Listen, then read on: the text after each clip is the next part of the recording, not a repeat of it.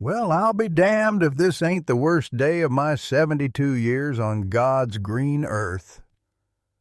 The phone in my weathered hand felt heavier than a coffin nail as Dr. Ruth Caldwell's voice crackled through the static. 48 hours, Buck. That's all the time we have. I stared across the waiting room at my granddaughter. Savannah rose. Her 8-year-old frame curled up in that plastic chair like a broken bird. Her lips had that bluish tint that made my old heart skip beats, and every shallow breath she took sounded like sandpaper on wood. The EpiPen had bought us time, but Lord help me, not enough. Ranger's kidney function is shutting down, Dr. Caldwell continued, and I could hear the weight in her voice. The bee venom, combined with whatever chemical contamination we found in his blood. Buck. I've never seen anything like this.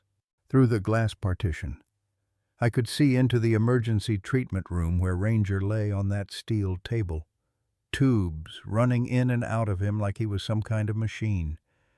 That German shepherd, 6 years old and strong as an ox just this morning, now looked smaller than a pup. His chest rose and fell with the mechanical rhythm of the ventilator, and every few seconds his paw would twitch like he was still trying to protect my granddaughter.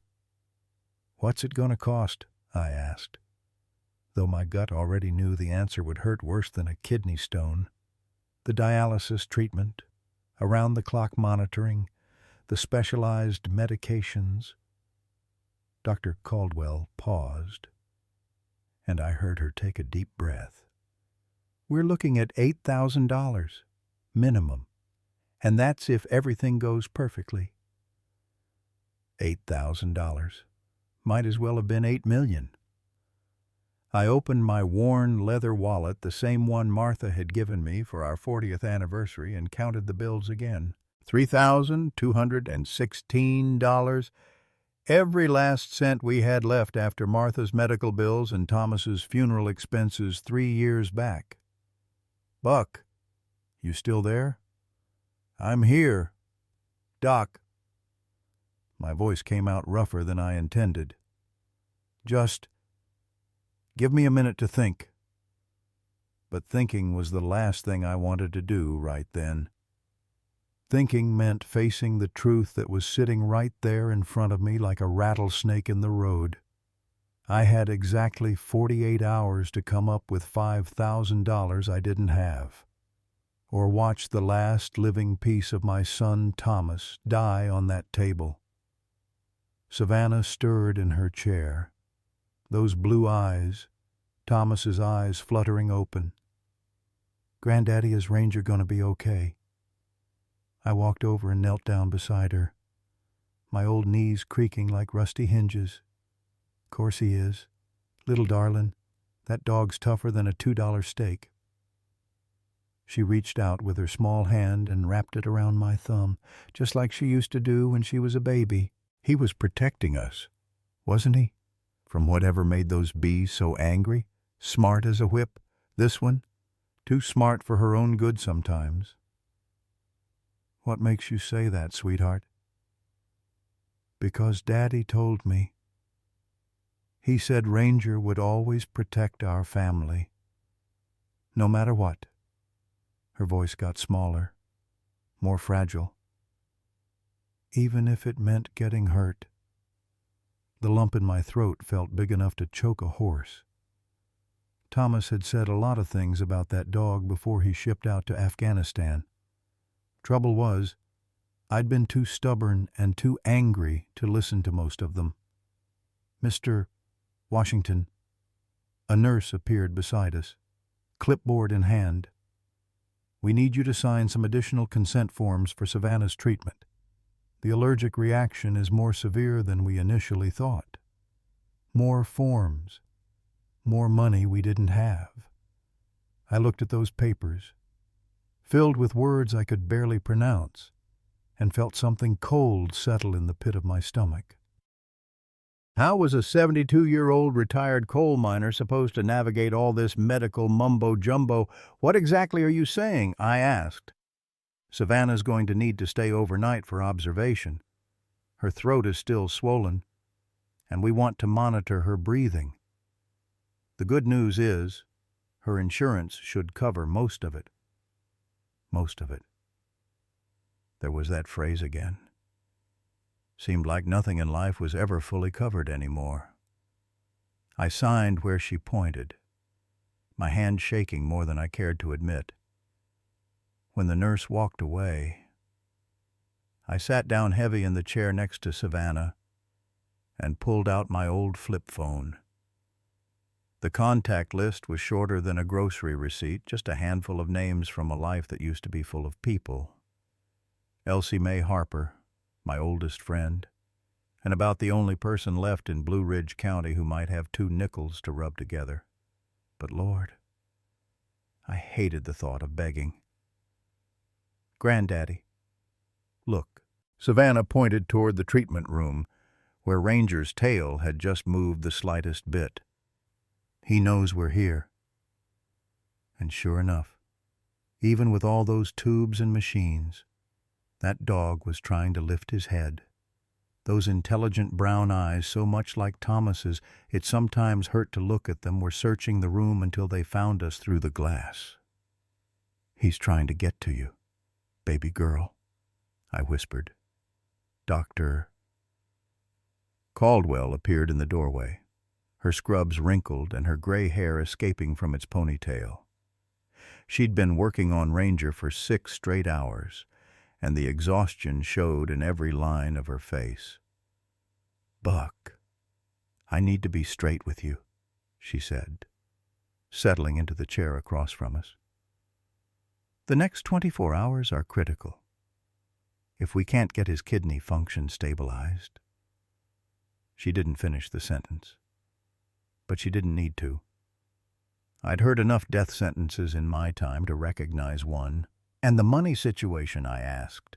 There might be payment plans available, but... She glanced at Savannah, then back at me. The emergency treatment needs to start tonight. We can't wait for paperwork. 48 hours had just become 24. The clock on the wall seemed to tick louder with each passing second, counting down to a decision no grandfather should ever have to make. I stood up slowly, feeling every one of my 72 years in my bones. Doc, I need to make a phone call. Can you? Can you keep him comfortable for now? Of course. Buck. She touched my arm gently. That dog fought off a swarm of bees to protect your granddaughter. In my book, that makes him family. Family. There was that word again. The word I'd been running from for 3 years. Ever since the army chaplain showed up at my door with his sorry condolences and his flag folded into a neat triangle. As I walked toward the exit to get better cell reception, I heard Savannah's small voice behind me. Tell Ranger I'm waiting for him.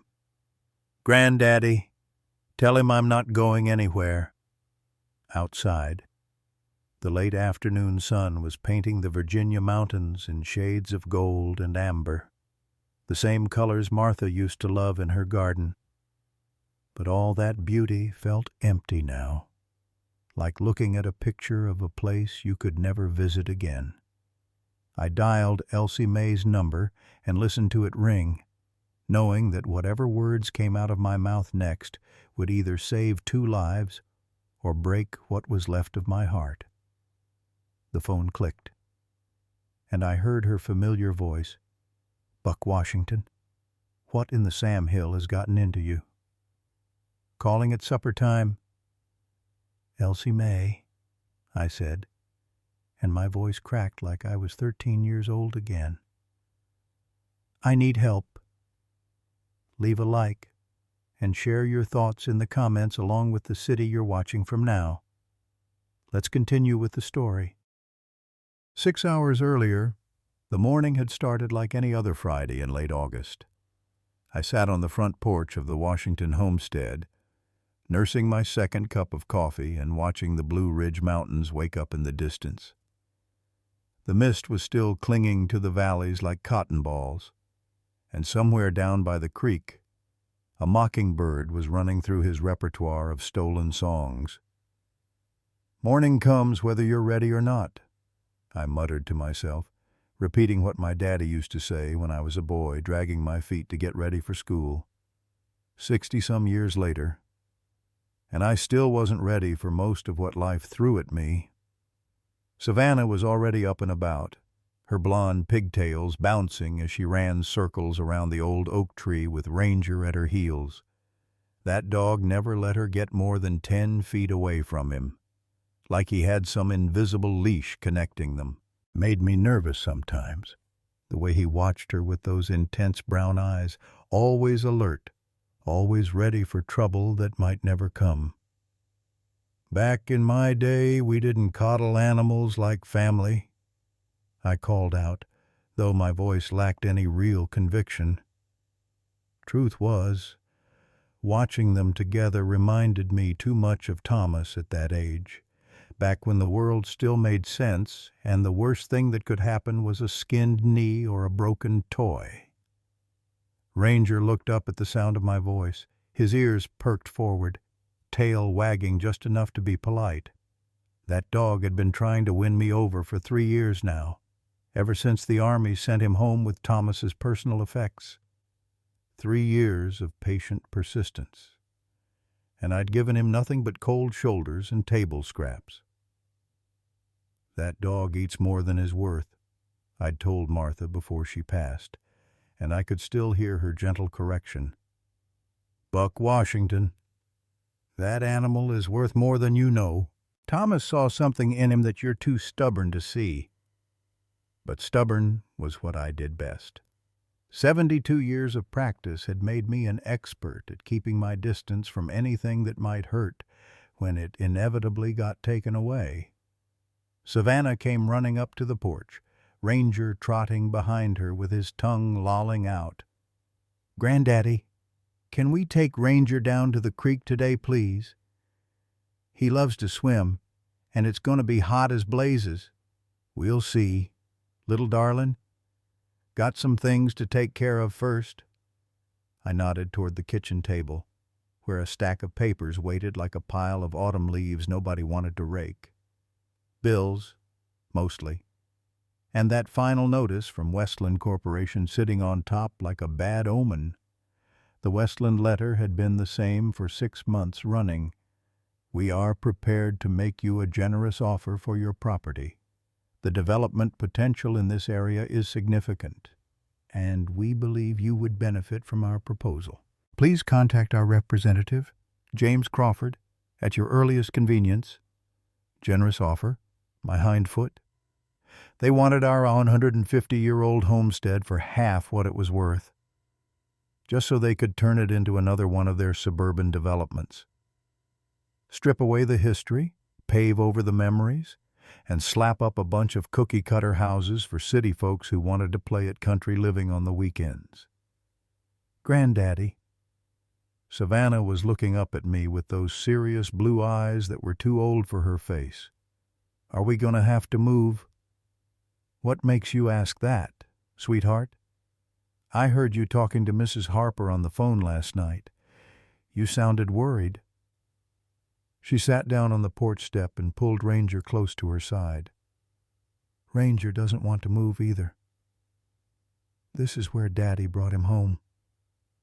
Out of the mouths of babes. Sometimes I forgot how much that little girl picked up on, how she could read the worry lines in my face like words on a page.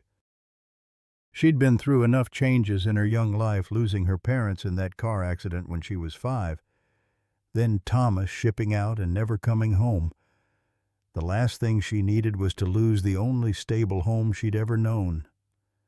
I reached over and ruffled her hair, trying to keep my voice light. "Don't you worry about grown-up stuff, little darlin'. Your old granddaddy's been taking care of this place since before you were born. It'll take more than some fancy company to run us off."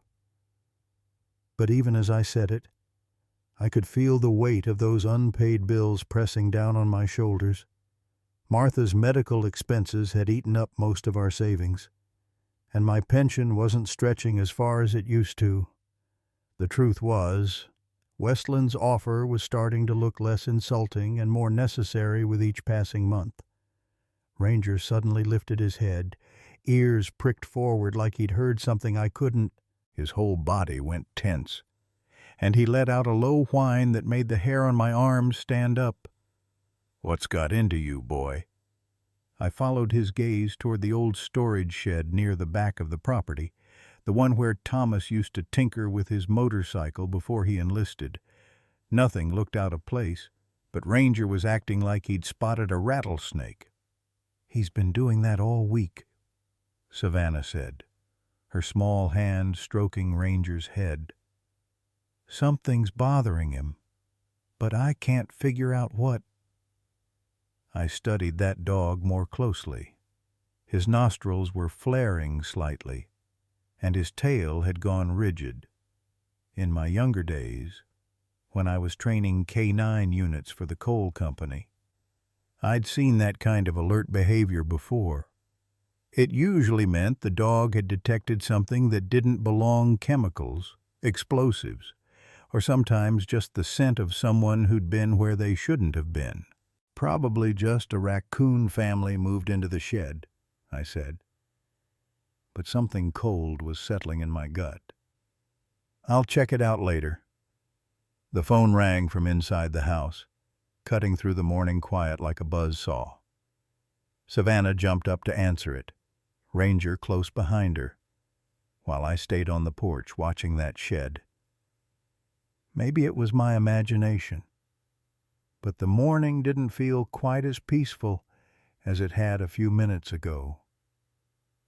"Granddaddy," Savannah's voice carried from the kitchen. "It's the school. They want to know if I'm coming in today." I checked my watch. 8:30. In all the worry about bills and letters, I'd lost track of time. "Tell them you'll be there in 20 minutes. I called back. But as I stood up to help her get ready, Ranger let out another whine, this one longer and more insistent. He was staring at that shed like it held all the secrets of the universe. And every instinct I'd developed in 7 decades of living was telling me to pay attention. "Morning comes whether you're ready or not," I repeated under my breath, but for the first time in years, I had the uncomfortable feeling that this particular morning was bringing something I definitely wasn't ready for. I just didn't know yet how right I was. 3 years ago, on a Tuesday that started like any other, my world ended with a knock on the door. I was sitting in this same kitchen, reading the morning paper and complaining to Martha about the price of everything going to hell in a handbasket, when I heard the crunch of gravel in our driveway. Through the window, I could see an olive-green sedan with government plates, and my blood turned to ice water in my veins. "Buck," Martha called from the living room, where she was folding laundry. "Someone's here." But I already knew.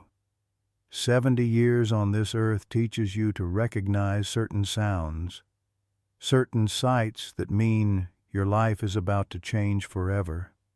The measured footsteps on our porch, the hesitant knock that carried the weight of terrible news, the way the mockingbirds suddenly went quiet, like they knew what was coming. I opened the door to find Chaplain Morrison standing there in his dress uniform, his face wearing that careful expression they teach them for these occasions. Behind him stood a young sergeant I didn't recognize, holding a folded flag and looking like he'd rather be anywhere else on God's green earth.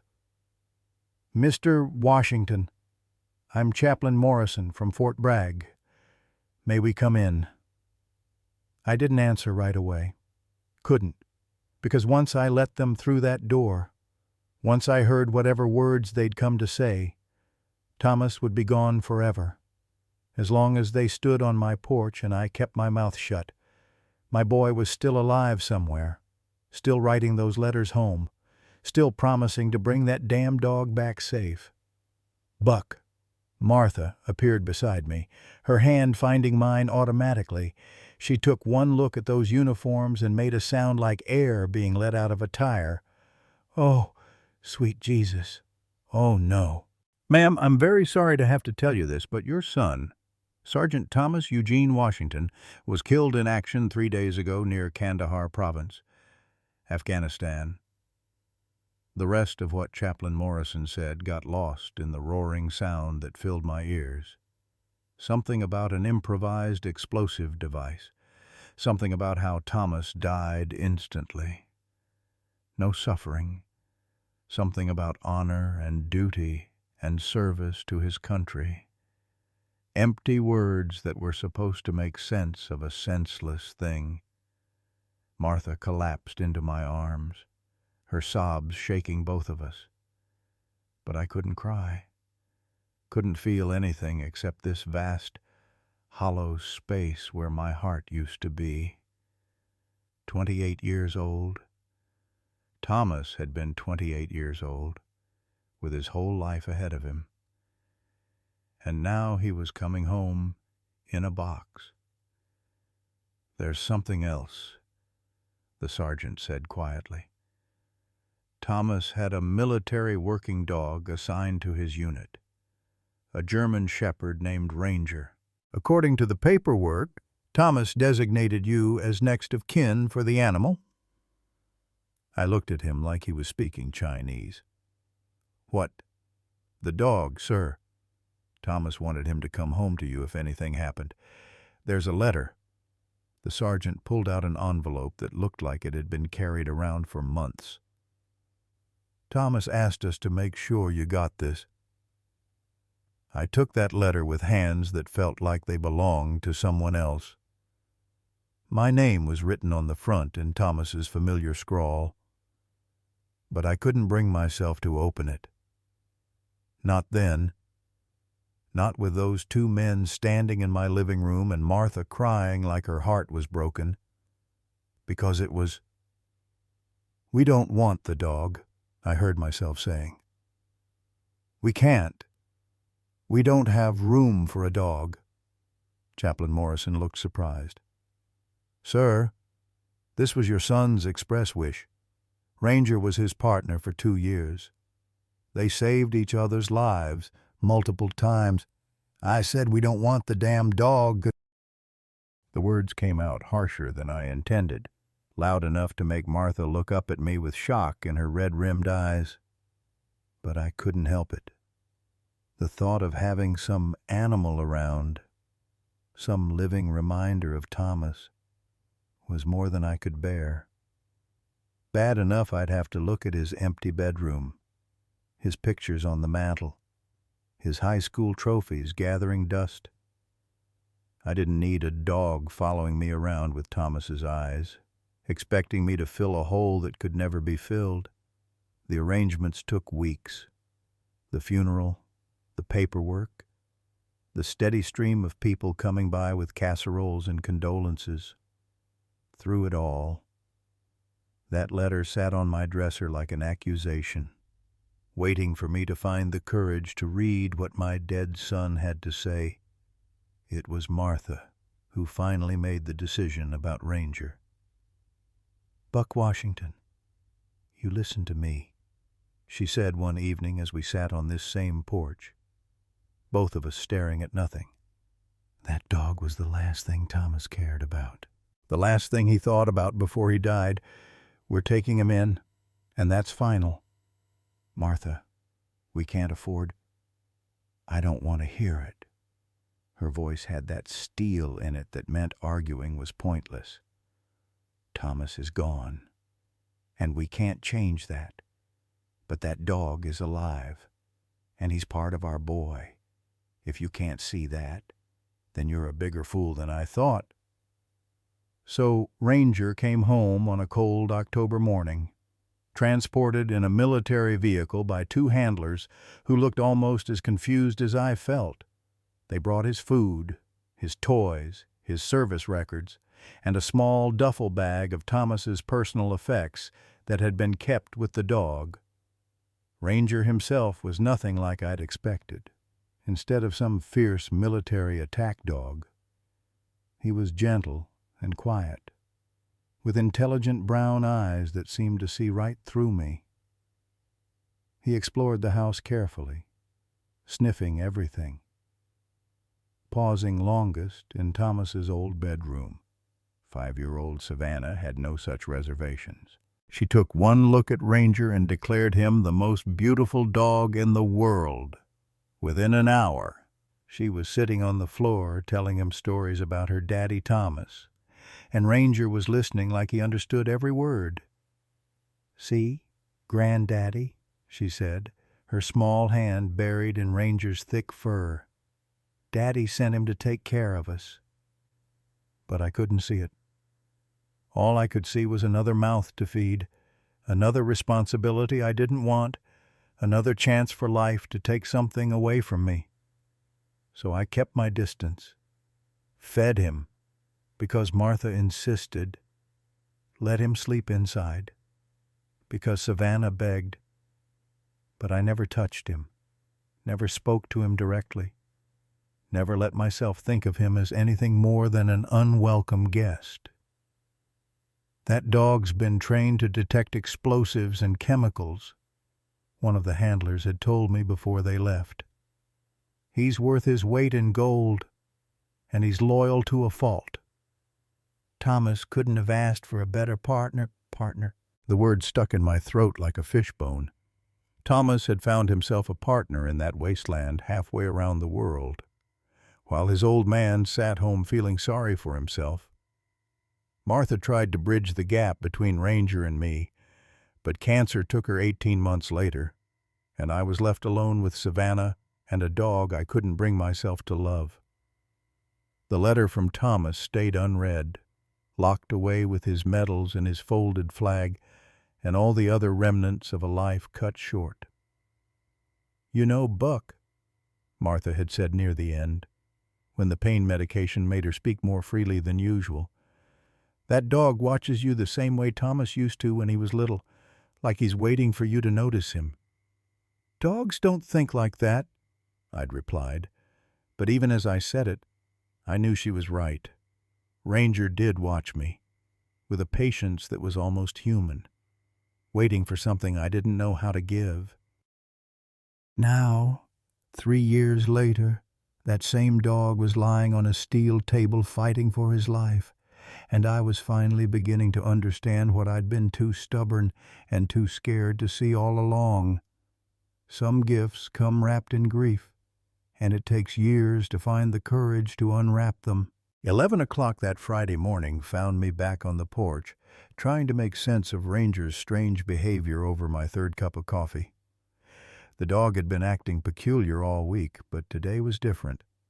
Today, he wasn't just alert. He was agitated in a way I hadn't seen since he first arrived from Afghanistan. "What's gotten into that fool dog?" I muttered, watching as Ranger paced between the porch and that old storage shed like he was walking a beat. His ears were constantly forward, his tail rigid, and every few minutes he'd let out a low whine that made my skin crawl. Savannah had gone to school on the early bus, complaining of a stomachache but insisting she was fine.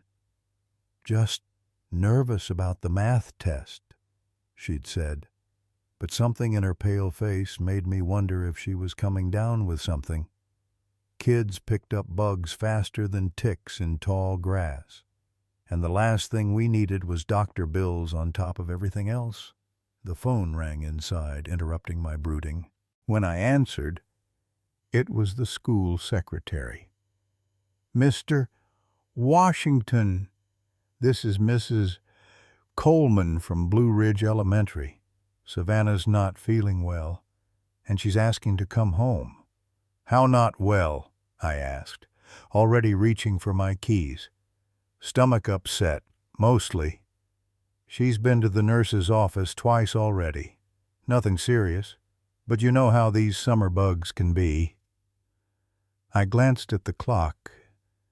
If I left now, I could pick her up and still have time to call Elsie May about those bees she'd been seeing around the property.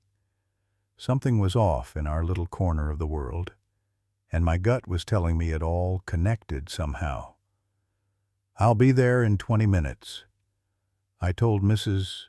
Coleman, but as I hung up the phone, Ranger's behavior shifted from agitated to frantic. He was standing at the edge of the porch now, staring toward the shed with every muscle in his body coiled tight. The hair along his spine was standing up like a ridge, and he was making a sound I'd never heard before, a high-pitched whine that seemed to come from somewhere deep in his chest. "Easy, boy," I said, stepping outside. "What's got you so worked up?" That's when I noticed the smell. Faint, but definitely there, something chemical and sharp that didn't belong in the clean mountain air, like the inside of a garage, or maybe a hardware store. It was coming from the direction of the shed, carried on the gentle breeze that usually brought nothing but the scent of pine and wildflowers. Ranger suddenly bolted off the porch, running straight toward the source of that smell, not the casual trot he used when following Savannah around, but a full-out sprint with his head low and his nose working overtime. "Ranger, get back here." But he was already at the shed, circling it like he was tracking something. His training was kicking in the same alert behavior I'd seen in military working dogs 40 years ago when I was helping train security teams for the coal mines. This wasn't a dog chasing rabbits or investigating raccoons. This was a professional at work. I followed him down the worn path, my old legs protesting the sudden activity. The closer I got to the shed, the stronger that chemical smell became. It was definitely something that didn't belong, something harsh and artificial that made my eyes water slightly. "What'd you find, boy?" I asked. But Ranger wasn't listening. He was too focused on whatever scent trail he was following, his nose practically glued to the ground near the shed's foundation. The shed itself looked normal enough. Same weathered wood siding, same rusty hinges, same collection of Thomas's old motorcycle parts, and my forgotten tools gathering dust inside. But something was different about the area around it. The grass was yellower than it should be, and there was a strange sheen to the soil that caught the morning light wrong. Ranger stopped suddenly at the corner of the building, his whole body going rigid. He looked back at me once, his brown eyes wide and urgent, then let out a sharp bark that echoed across the valley like a gunshot. That's when I saw them. At first, it was just a few bees, circling lazily around the eaves of the shed like they were confused. Nothing unusual about that bees were always investigating potential nesting sites. But as I watched, more appeared, then more. Within minutes, there were dozens of them, then hundreds, all converging on the shed like they'd received some kind of signal. "Well, I'll be damned," I breathed, taking a step back. In all my years in these mountains, I'd never seen bees behave like this. They weren't exploring or foraging. They were agitated, aggressive, forming a dark cloud around the building like they were defending it from something. Ranger was backing away too, but he wasn't retreating.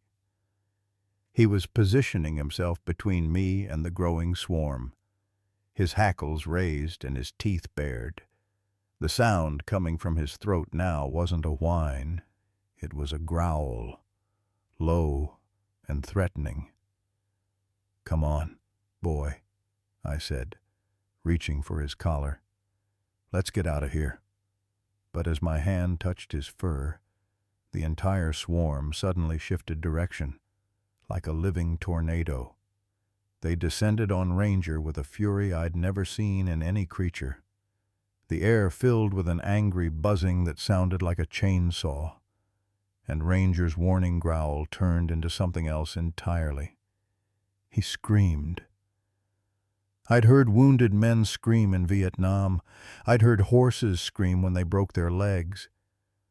I'd heard my wife scream when the cancer finally took her. But the sound that came from Ranger's throat as thousands of bees covered his body was unlike anything in nature. It was high-pitched and desperate and full of a pain so intense it seemed to tear at the very air around us. "No, no, no, no!" I lunged forward, but the swarm was so thick I couldn't see where Ranger ended and the bees began. They covered him like a living blanket, crawling into his ears, around his eyes, coating his fur until he looked like some nightmarish creature from a fever dream. He thrashed wildly, rolling on the ground, snapping at the air, trying to dislodge the attackers that clung to him with suicidal determination. His screams echoed off the mountains, a sound so terrible that birds stopped singing and the very air seemed to hold its breath. I ran toward the house, my heart hammering against my ribs like a trapped bird. The garden hose, I needed the garden hose, and something to break up the swarm. But even as I ran, I could hear Ranger's cries growing weaker, more desperate. Behind me, a car door slammed. I turned to see Savannah jumping out of Elsie Mae's old pickup truck, her face pale but determined. "Granddaddy," she called, "what's wrong with Ranger?" "Stay back," I shouted, but she was already running toward the commotion, her school backpack bouncing behind her. Time seemed to slow down as I watched my 8-year-old granddaughter racing toward a swarm of enraged bees, toward a dog whose screams were growing fainter by the second, toward a tragedy that I was powerless to stop. And in that moment, as I stood frozen between the house and the horror unfolding behind me, I realized that everything was about to change.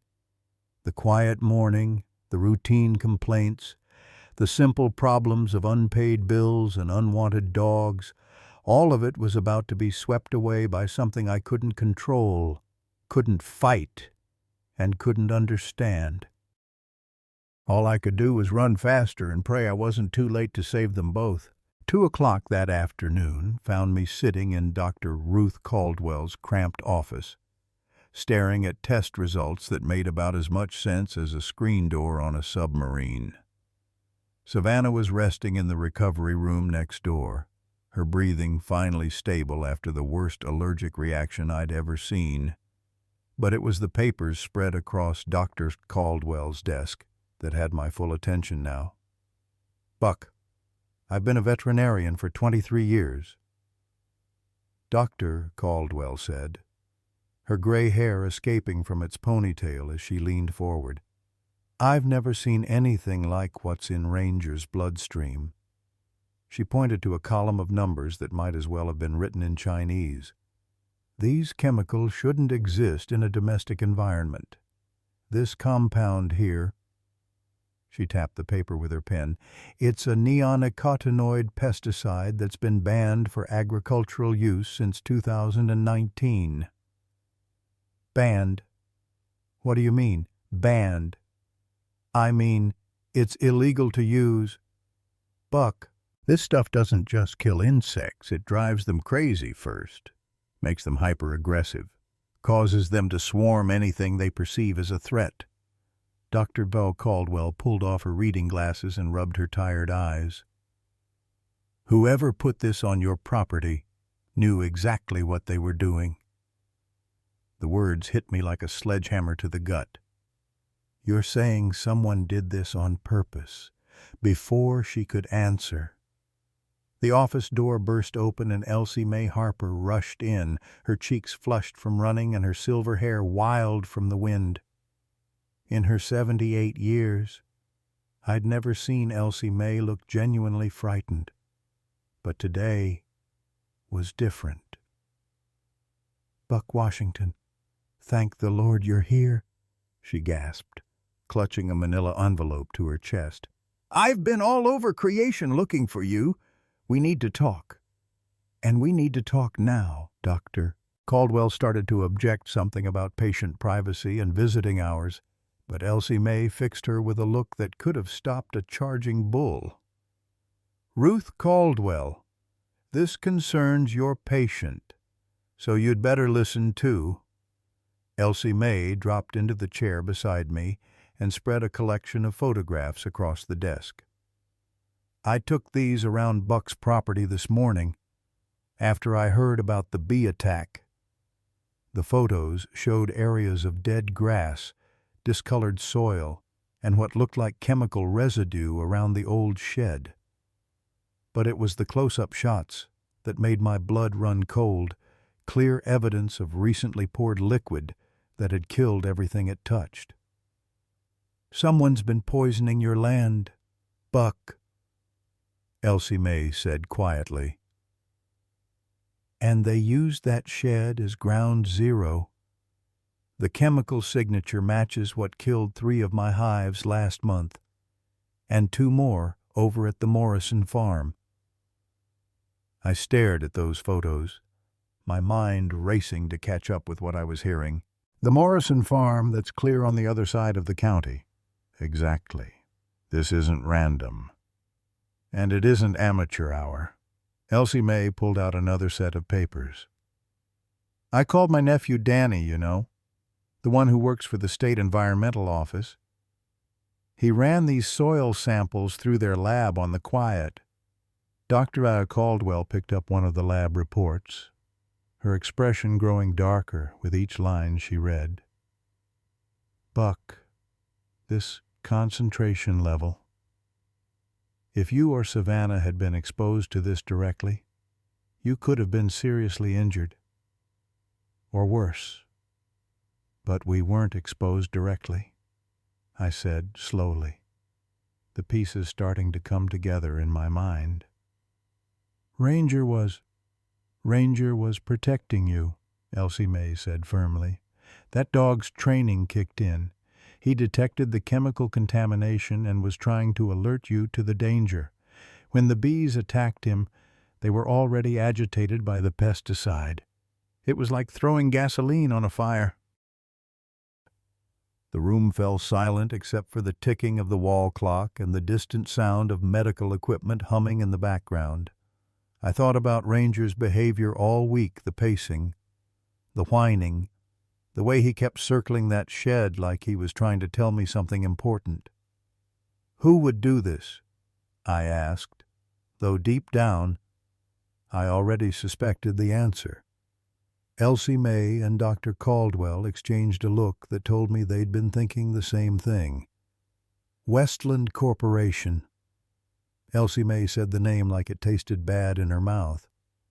They've been sniffing around every small farm in the county, making offers that get less generous every time folks say no.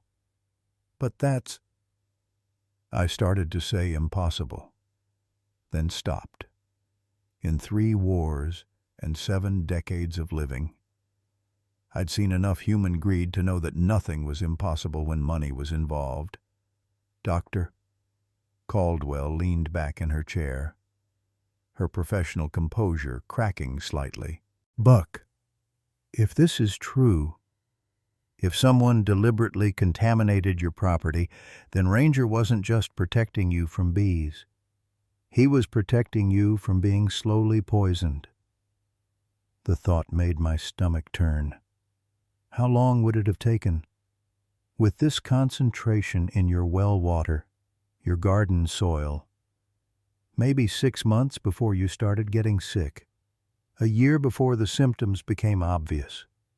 She paused, studying the lab results again. By then, you'd be facing medical bills you couldn't afford. and your property would be worthless for farming, forcing me to sell," I finished quietly. "For pennies on the dollar." Elsie May confirmed.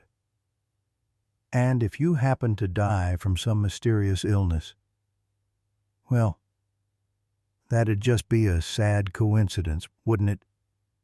The cold fury that had been building in my chest finally found its voice. "Those sons of bitches tried to kill my family. Language. Buck Washington." Elsie May chided automatically, but her heart wasn't in it. "Though I can't say I disagree with the sentiment."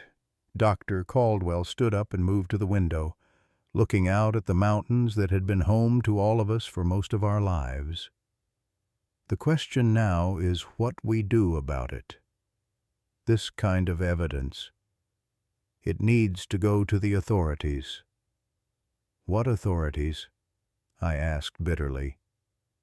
"James Crawford probably has half the county officials in his pocket. Who's going to believe an old coal miner and a dog over a corporation with lawyers?" "We are," said a new voice from the doorway. All three of us turned to see Deputy Sheriff Billy Ray Johnson standing there, his uniform hat in his hands and a grim expression on his young face. Billy Ray was Thomas's age. They'd gone through school together, and I'd watched him grow from a scrappy kid into a decent man who took his badge seriously. "Billy Ray," I said, "how long have you been standing there? Long enough to hear about chemical contamination and corporate poisoning." He stepped into the room and closed the door behind him. "Mr. Washington, I've been investigating some strange incidents around the county for the past 2 months. Dead livestock, contaminated water sources, property owners getting sick for no apparent reason. All of them had one thing in common. Westland made them offers," Elsie May said. "Westland made them offers," Billy Ray confirmed. "And when those offers got turned down, bad things started happening. But until now, we didn't have proof. We didn't have a smoking gun." He gestured toward the photographs and lab reports spread across Dr. Caldwell's desk. "This is our smoking gun. Folks, this is what we need to bring those bastards down." I looked around the room at these three people: a veterinarian, a beekeeper, and a young sheriff's deputy who were willing to take on a corporation that had probably killed more than just bees and grass.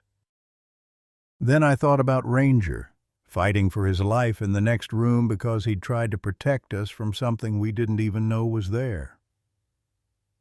"What do you need from me?" I asked. Billy Ray smiled for the first time since he'd walked into the room. "Just your permission to turn this into the biggest investigation Blue Ridge County has ever seen." "You've got it," I said without hesitation. "And Billy Ray, when you catch those sons of bitches, I want to be there to watch them fall."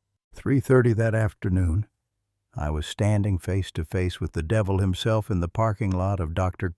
Caldwell's clinic. James Crawford stepped out of a black Lincoln Town car like he owned the whole damn county, his expensive suit and polished shoes making him look like an undertaker who'd gotten lost on his way to a funeral. "Mr. Washington," Crawford said, extending a manicured hand that I ignored. "I heard about the unfortunate incident with your dog. Terrible thing. Bee attacks. Very unpredictable." The way he said unpredictable made my skin crawl. This wasn't a man offering condolences. This was a predator circling wounded prey. "What do you want, Crawford?" He smiled, showing teeth too white and too perfect for a man his age. "I want to help. Buck. May I call you Buck? This tragedy has highlighted just how dangerous rural living can be. Wild animals, environmental hazards, medical emergencies miles from proper care. He gestured toward the clinic. A man your age shouldn't have to deal with these kinds of stresses. I've been dealing with stress since before you were born. Boy. Of course. But think about little Savannah. Is this really the kind of environment you want to raise a child in, one emergency after another, never knowing what might happen next? Behind me, I heard the clinic door open and close. Elsie May appeared at my shoulder, her presence as solid and reassuring as an oak tree. "Mr. Crawford," she said coolly. "Fancy seeing you here. Heard you've been making the rounds to all the farms that have had incidents lately." Crawford's smile faltered for just a moment before snapping back into place. "Mrs. Harper, isn't it?" "Yes. Westland takes community safety very seriously. We're committed to helping families transition to safer, more modern living situations." "How generous of you," Elsie May said, her voice dripping with enough sarcasm to choke a horse. "Especially considering how these incidents seem to happen right after folks turn down your offers." "I'm sure I don't know what you mean." That's when Billy Ray Johnson's patrol car pulled into the parking lot, gravel crunching under his tires like bones breaking. Crawford's confidence took another visible hit as the deputy climbed out and adjusted his utility belt. "Afternoon, Mr. Crawford," Billy Ray said, his tone professionally neutral. "Funny thing, I was just talking to some folks about you. Deputy Johnson, I hope it was all good things." "Well now, that depends on your definition of good." Billy Ray pulled out a small notebook and flipped it open. "See? I've been tracking some interesting patterns around the county. Chemical contamination, livestock deaths, property damage, all happening to folks who've declined Westland's generous offers." Crawford's lawyer mask slipped completely, revealing something cold and calculating underneath. "Are you accusing Westland Corporation of something?" "Deputy, not accusing anything yet, just collecting information." Billy Ray's hand rested casually on his radio. "But I'll tell you what, we're about to get real interested in your company's activities around here." I watched Crawford's eyes dart between the three of us, calculating odds like a poker player trying to decide whether to fold or double down. When he spoke again, all pretense of friendliness was gone. "Mr. Washington, you have 24 hours to reconsider our offer. After that, market conditions may force us to adjust our terms significantly." "Is that a threat?" Billy Ray asked, his hand moving from his radio to his handcuffs. "It's business, deputy. Pure and simple." Crawford straightened his tie and opened his car door. "Sometimes the market decides things for us. Sometimes accidents happen that change property values. Sometimes old men find themselves in situations they can't handle alone." He climbed into his Lincoln and rolled down the window. 24 hours, Mr. Washington. Think about what's best for your granddaughter." As Crawford's car disappeared down the mountain road, the three of us stood in silence for a moment. Finally, Elsie May spoke. "Well, that boy just made about as clear a threat as I've ever heard." "Clear enough," Billy Ray agreed, making notes in his book. "Buck, I need you to understand something. These people aren't just trying to buy your land anymore. They're trying to force you off it, and they don't much care how they do it." I thought about Thomas at 8 years old, standing in our kitchen and asking if he could have a puppy for his birthday. I'd said no then. too focused on practical concerns like food costs and veterinary bills to see what that boy really needed.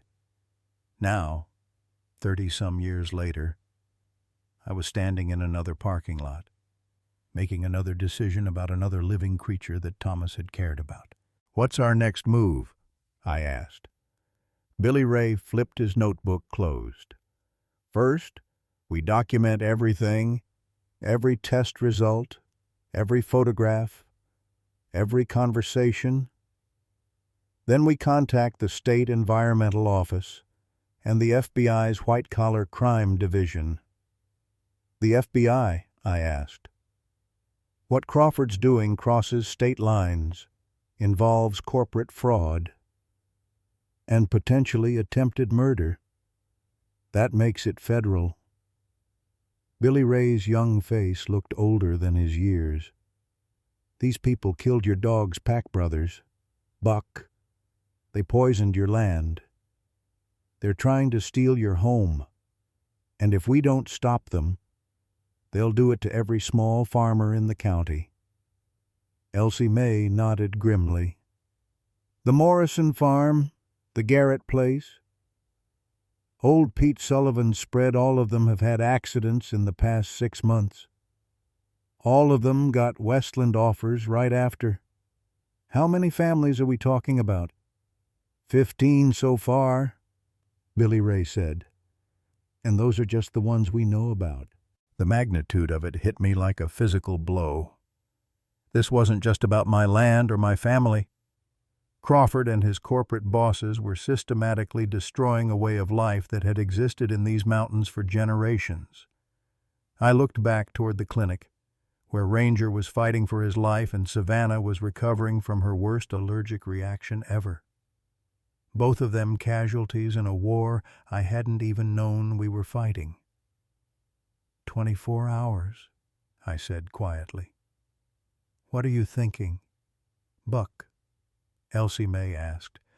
I thought about Thomas's letter, still unread after 3 years. I thought about Martha's last words about learning to love what Thomas had loved. I thought about Ranger, who'd tried to warn us about dangers we couldn't see, and Savannah, who believed with absolute faith that good people always won in the end. "I'm thinking Crawford made a mistake," I said finally. "He threatened my granddaughter. He hurt my dog. And he did it thinking I was just some old fool who'd roll over and play dead." "And?" Billy Ray prompted. I straightened my shoulders and felt something settle into place that hadn't been there since Thomas shipped out for Afghanistan. A sense of purpose. A reason to fight. "And he's about to learn that this old fool has some fight left in him yet." Billy Ray grinned, the first genuine smile I'd seen from him all day. "Well then, Mr. Washington, let's go to war." As we walked back toward the clinic, Elsie May fell into step beside me. "Buck, what are you planning to do with those 24 hours Crawford gave you?" I thought about it for a moment, watching the late afternoon sun paint the mountains in shades of gold and amber. Somewhere in the distance, a mockingbird was running through his repertoire of stolen songs, and the air carried the scent of pine and possibility. "I'm going to do something I should have done 3 years ago," I said. "I'm going to read my son's letter, and then I'm going to save his dog. And Crawford—" I looked back at the empty road where his Lincoln had disappeared, then up at the mountains that had been home to my family for 5 generations. "Crawford's about to find out that you don't threaten a Washington's family and walk away clean. Not in these mountains. Not ever." 8 o'clock that evening found me sitting alone in Dr. Caldwell's waiting room, staring at the worst numbers I'd ever seen in my 72 years. The treatment estimate lay on the table in front of me like a death sentence, $8,247 for emergency dialysis, round-the-clock monitoring. and specialized medications that might save Ranger's life. I opened my worn leather wallet for the 100th time, counting bills that hadn't magically multiplied since the last time I'd looked. $3,216. Every last cent Martha and I had saved. Every penny left over from her funeral expenses and Thomas's burial costs. "Dr. Caldwell will see you now, Mr. Washington." The nurse's voice made me jump. I'd been so lost in my own thoughts that I hadn't heard her approach. As I followed her down the hallway toward the treatment room, each step felt heavier than the last. Dr.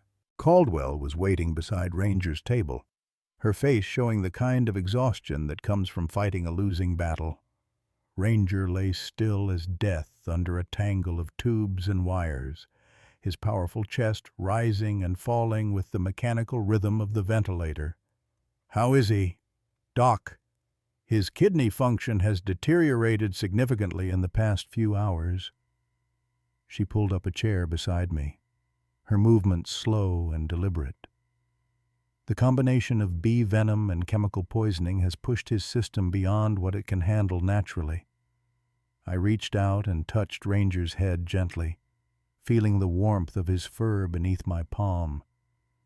For 3 years, I'd avoided this simple gesture, too stubborn and too scared to acknowledge what this animal meant to my family. Now it might be too late. "What are his chances, Doctor?" Caldwell hesitated, and that hesitation told me everything I needed to know. "With immediate dialysis treatment, maybe 50-50. Without it," she didn't finish the sentence.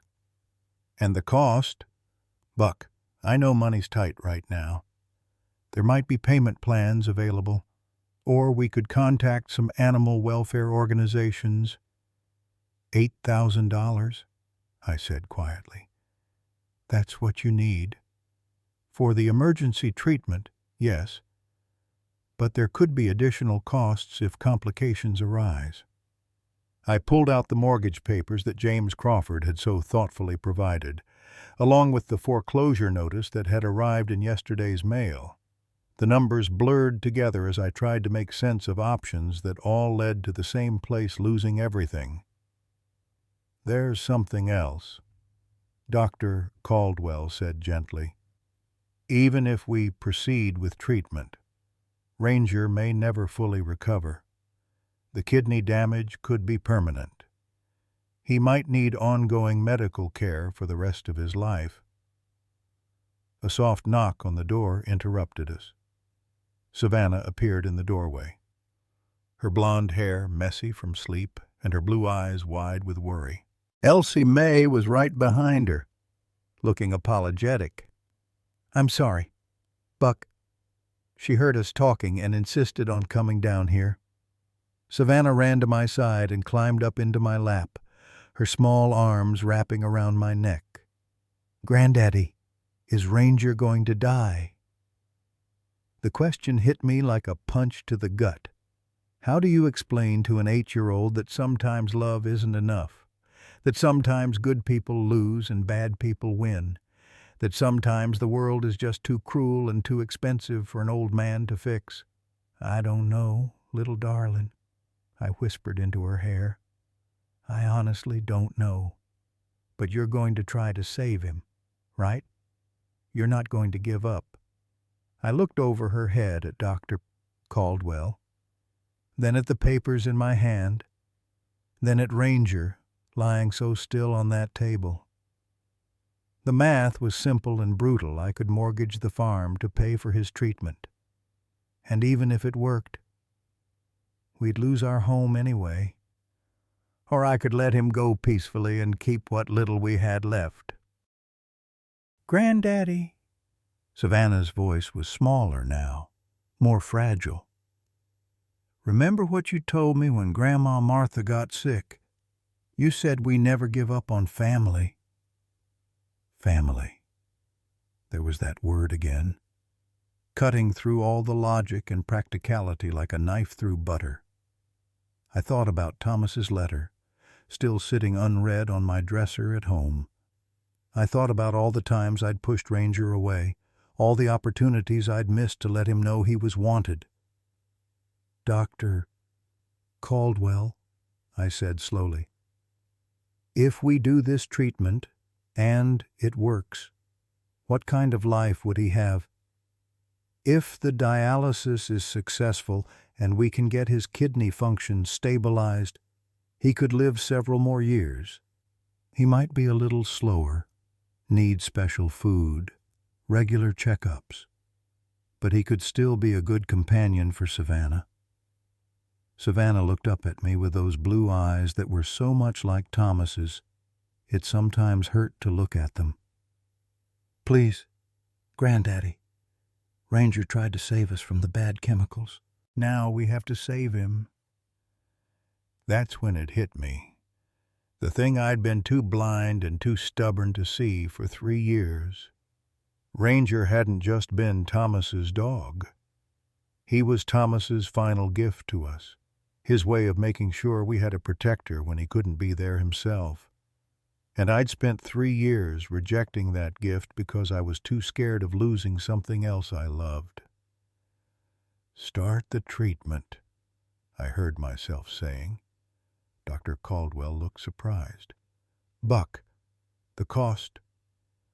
"I'll figure out the cost." I stood up, still holding Savannah, and walked over to Ranger's table. "This dog saved my granddaughter's life today. Before that, he saved my son's life 3 times in Afghanistan. Maybe it's time I returned the favor." I pulled out my cell phone and dialed the number I'd been avoiding for 6 months. It rang twice before James Crawford answered. "Mr. Washington? I wasn't expecting to hear from you so soon." "I've been thinking about your offer, Crawford." "Excellent. I'm sure you've realized that accepting our proposal is the sensible thing to do." "Oh, I've realized a lot of things today." I looked down at Ranger, then at Savannah's hopeful face. "I'll take your deal, but I have some conditions." There was a pause. "I'm listening." $50,000, cash, within 24 hours. You handle all the closing costs and moving expenses, and you give me 60 days to relocate." Crawford laughed, and the sound made my skin crawl. "Mr. Washington, you're hardly in a position to negotiate. Our current offer is $35,000, and frankly, after today's incidents, that might be more generous than the property warrants." Incidents. The fury that had been building in my chest all day finally found its voice. "You mean the chemical poisoning, the deliberate contamination of my land, the bee attack that nearly killed my dog and granddaughter?" The line went quiet for a long moment. "I don't know what you're implying." "I'm not implying anything, Crawford. I'm stating facts. Facts that Deputy Johnson is real interested in hearing about. Facts that the FBI might find fascinating when Billy Ray turns over his evidence file tomorrow morning." Another pause. Longer this time. "What exactly are you proposing, Mr. Washington?" I looked around the room at Dr. Caldwell, Elsie May, and Savannah, all of them watching me with expressions ranging from confusion to admiration. These people believed in me, trusted me to make the right choice. For the first time in 3 years, I felt like I might actually deserve that trust. "I'm proposing that you pay me what my land is actually worth, Crawford. And in return, I don't press charges for attempted murder." That's extortion." "No, that's justice. You've got 1 hour to decide." I hung up the phone and turned to Dr. Caldwell. "Start the dialysis, Doc. Whatever it costs, we'll cover it." Buck, Elsie May said quietly, what if Crawford doesn't pay? I looked down at Ranger again, this brave animal who'd tried to protect us from dangers we couldn't even see. Then I thought about Thomas, who'd trusted me to take care of the things he loved most in the world. Then we'll fight them with everything we've got, I said. And if we lose the farm, at least we'll go down swinging. For the first time in hours, Savannah smiled. 6 o'clock Saturday morning found me sitting in my kitchen, staring at an envelope that had been waiting on my dresser for 3 years. Thomas's letter, yellowed at the edges and worn from being handled but never opened, lay on the table beside my coffee cup like an unexploded bomb. Outside, the first light of dawn was painting the Blue Ridge Mountains in soft pastels, and somewhere in the distance, I could hear the rumble of Elsie May's pickup truck making its way up our gravel driveway. She'd called an hour earlier, her voice tight with excitement, saying she had something important to show me. Savannah was still asleep upstairs, exhausted from the previous day's trauma, but finally breathing easily. Dr. Caldwell had kept her overnight for observation, and we'd only gotten home around midnight. The dialysis machine had been running for 8 hours straight on Ranger, and the early signs were cautiously encouraging. But it was the letter that held my attention now. The letter I should have read the day they brought Ranger home. The letter that might explain why my son had trusted a dog more than he'd ever trusted his old man. My hands shook slightly as I picked up the envelope. Thomas's handwriting looked rushed, like he'd written it in a hurry, but my name on the front was clear and deliberate. Dad, read this if something happens to me. I tore open the seal and unfolded 2 pages of military stationery covered in Thomas's familiar scrawl. Dad, if you're reading this, then I'm gone and Ranger is coming home to you. I know you don't want him.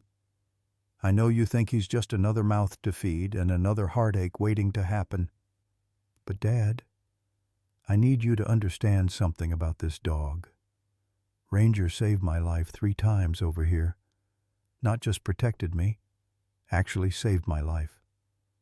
The first time was in Kandahar when he detected an IED that our equipment missed. The second time was during a firefight when he dragged me to cover after I took shrapnel in my leg. But the third time, Dad, the third time he died for me. I stopped reading, my eyes blurring with tears I'd been holding back for 3 years. Died for him. What did that mean? We were on patrol outside Kabul when we hit a secondary device, bigger than anything we'd seen before. I was closest to the blast. Should have been killed instantly. But Ranger threw himself between me and the explosion, took the full force of it while I was thrown clear. When the medics got to us, Ranger wasn't breathing. No pulse. No response. Clinically dead for almost 4 minutes while they worked on me. I kept asking about him, but they said he was gone. Then, just when they were about to give up, he came back, started breathing on his own. Heart started beating.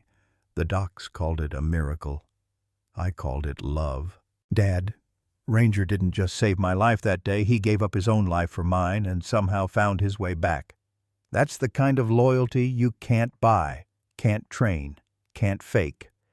That's the kind of love that transcends everything else.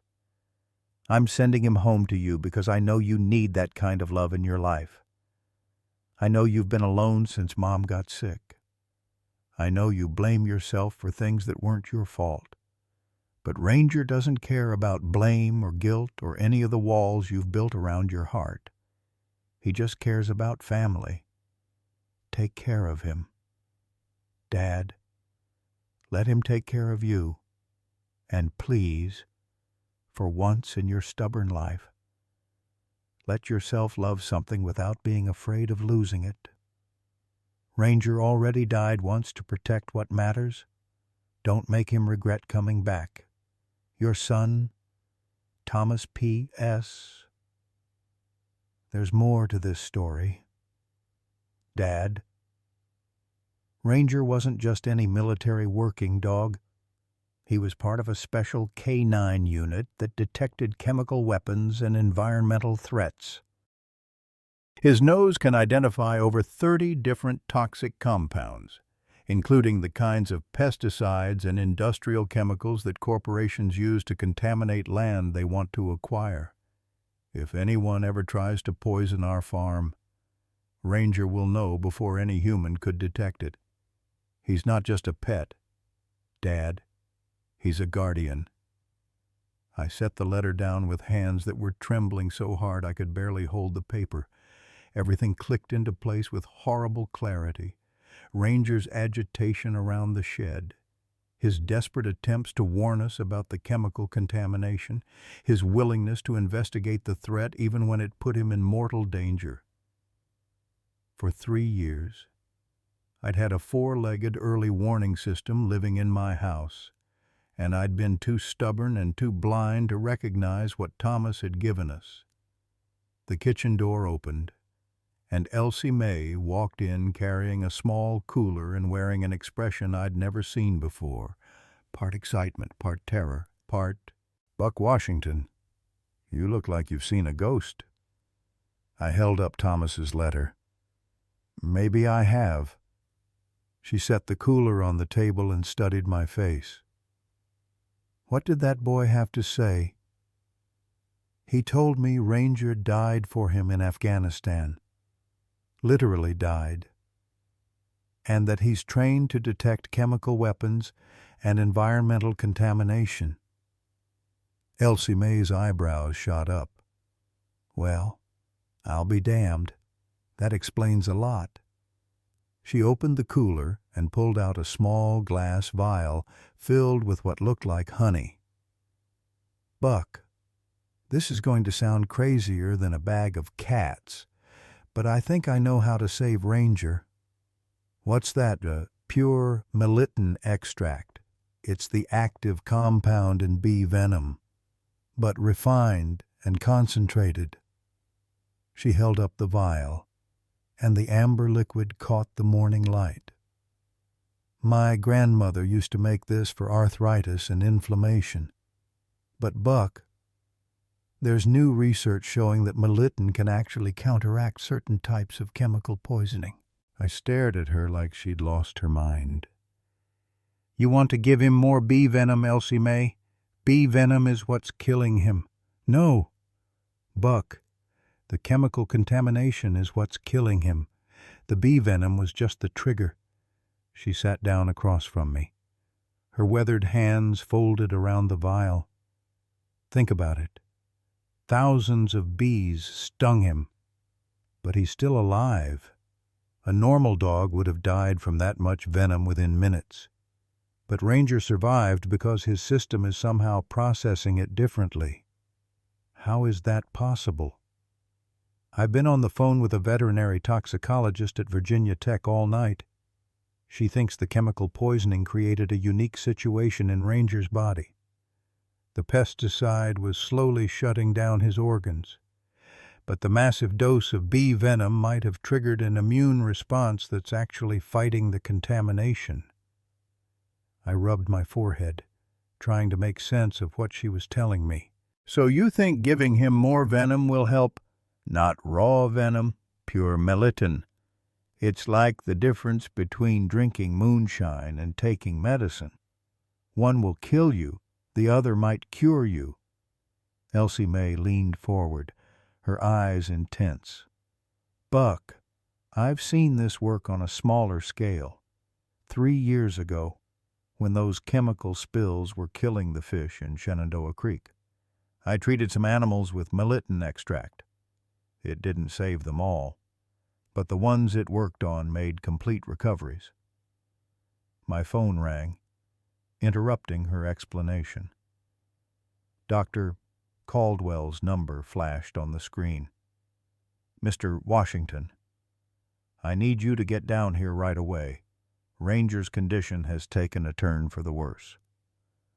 The bottom dropped out of my stomach. How much worse? His kidney function is declining rapidly. Despite the dialysis, we've got maybe 6 hours before we have to make some very difficult decisions. I looked at Elsie May, who had obviously heard every word. "We're on our way. Doc." "And Elsie May's bringing something that might help." After I hung up, Elsie May carefully placed the vial back in the cooler. "Buck, this is experimental. There's no guarantee it'll work. And it could make things worse." I thought about Thomas's letter, about a dog who had literally died and come back to life to protect my son, about 3 years of missed opportunities and wasted love, about Crawford's ultimatum and the choice between losing everything or losing the last piece of Thomas I had left. "Elsie May," I said, standing up and grabbing my keys. "Sometimes you have to have faith in miracles, even when the odds are against you." I looked at Thomas's letter one more time, then folded it carefully and put it in my shirt pocket, right over my heart. Especially then, 2 o'clock Sunday afternoon, and I was watching a miracle unfold in Dr. Caldwell's treatment room. Ranger's eyes opened slowly, blinking against the afternoon sunlight streaming through the windows, not the glazed, unfocused stare of a dying animal, but the clear, intelligent gaze I remembered from the day he'd first arrived from Afghanistan. His tail moved against the blanket, just a slight twitch, but enough to make Savannah gasp with joy.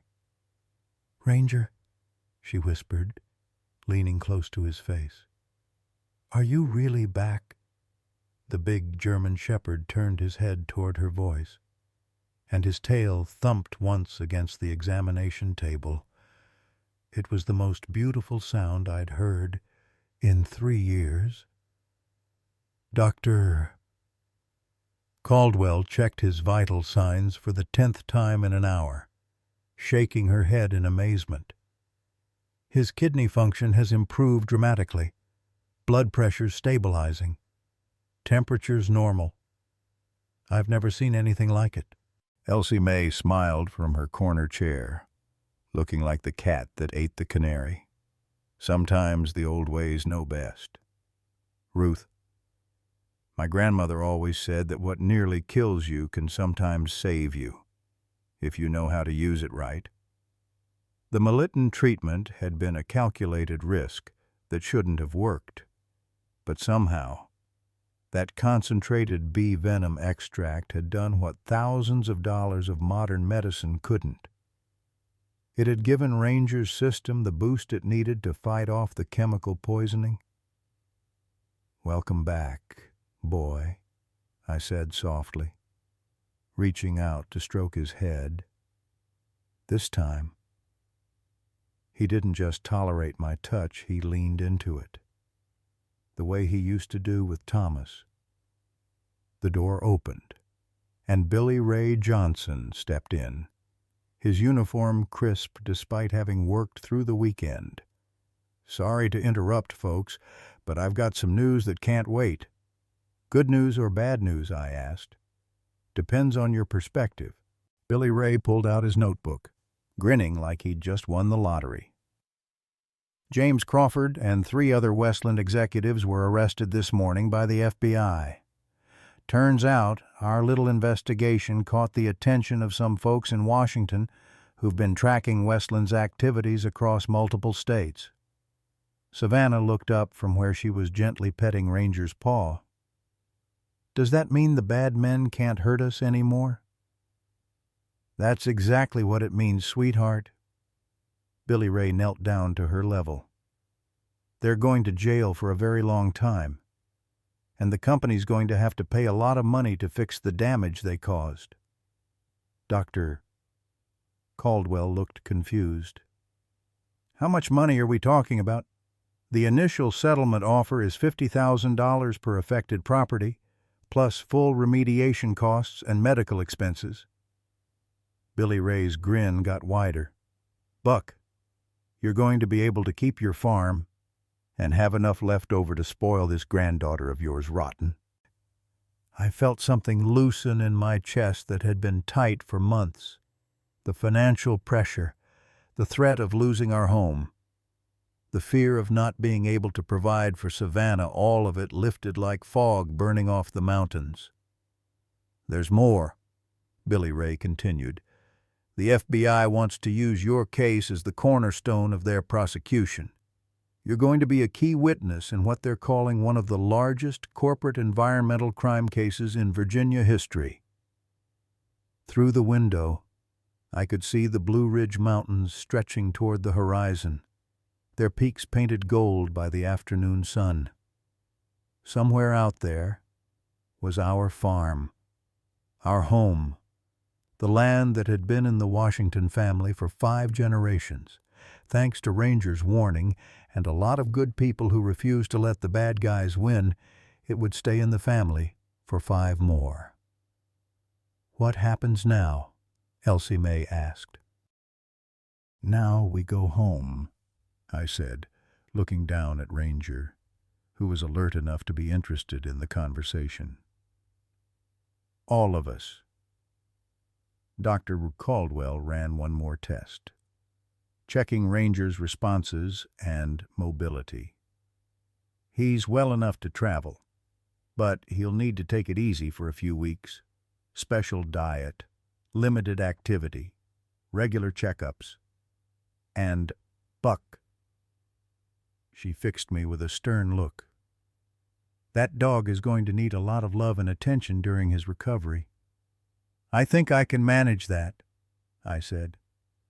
And for the first time in 3 years, I meant it.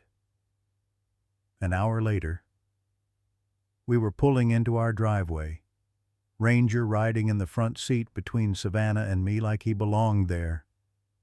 The familiar sight of our farmhouse, with its wraparound porch and Martha's flower garden, had never looked more beautiful. Elsie Mae had gone ahead and prepared a soft bed for Ranger in the living room, along with fresh water and the special food Dr. Caldwell had prescribed. As we helped him out of the truck, his legs were shaky but determined. He was coming home. That evening, after Savannah had fallen asleep curled up next to Ranger on his bed, I sat on the front porch with Thomas's letter in my hands. The sunset was painting the sky in shades of orange and purple, and the first stars were beginning to appear over the mountains. "Thank you, son," I said quietly to the evening air. "For Ranger, for Savannah, for teaching an old fool that love isn't something to be afraid of." A warm breeze stirred the trees around the farmhouse, carrying the scent of pine and wildflowers and the promise of another day in the place we called home. Inside, I could hear Savannah talking softly to Ranger, probably telling him about all the adventures they'd have once he was feeling better. 6 months later, I was standing in that same spot when a small convoy of vehicles came up our driveway. FBI agents, environmental specialists, and news reporters, all wanting to interview the man whose dog had helped expose one of the biggest corporate environmental crimes in state history. But the interview that mattered most was the one I gave to the young reporter from the local paper, a girl about Savannah's age who asked me what I'd learned from the whole experience. "Well," I said, looking over at Ranger, who was teaching Savannah to play fetch in the front yard, "I learned that sometimes the best gifts come wrapped in grief. Sometimes the things we try to push away are exactly what we need most. And sometimes an old dog really can teach an old man new tricks." The reporter scribbled notes, then looked up. Any advice for other folks facing similar situations? I thought about Crawford and his threats, about the fear that had nearly cost me everything I loved, about the courage it takes to trust in love when loss seems more likely. Pay attention to the warnings, I said finally. Whether they come from a dog, a neighbor, or your own gut instinct. And when someone threatens your family, don't back down. Fight for what matters, even if the odds seem impossible. And if you lose... I looked at Savannah, who was laughing, as Ranger gently took a tennis ball from her hands, his tail wagging with the pure joy of being alive and loved. Well, I'll be, I said, using one of my favorite expressions. Turns out, when you fight for love, you never really lose. You just discover what winning actually looks like. As the reporters packed up their equipment and drove away, I sat back down on the porch steps. Ranger ambled over and settled beside me, his head resting on my knee, while Savannah curled up on my other side. "Tell us about Daddy again, Granddaddy," she said sleepily.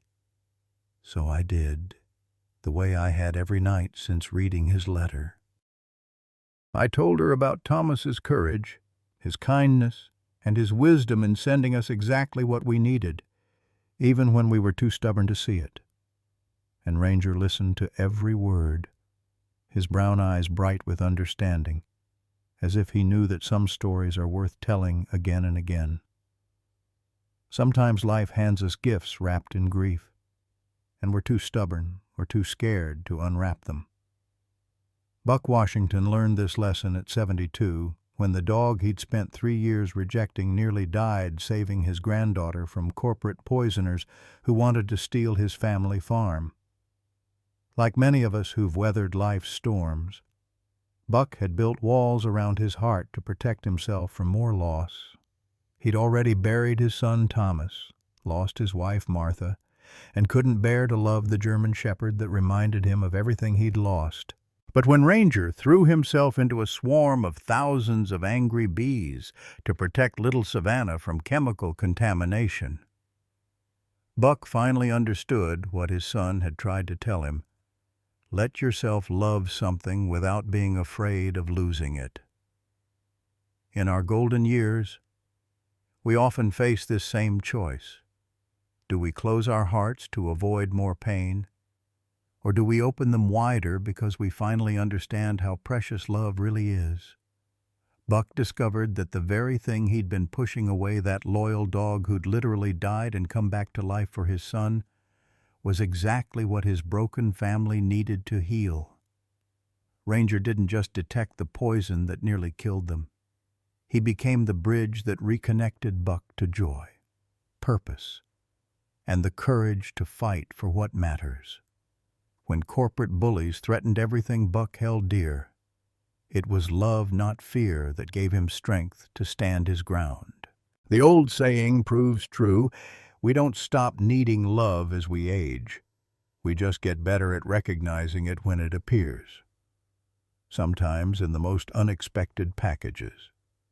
What unexpected gift wrapped in grief have you discovered in your own life that turned out to be exactly what you needed? Have you ever found yourself pushing away love because you were afraid of losing it again? Share your story in the comments below. Your experience might be exactly what another reader needs to hear today. Sometimes the most powerful healing happens when we realize we're not alone in our struggles and our capacity for second chances.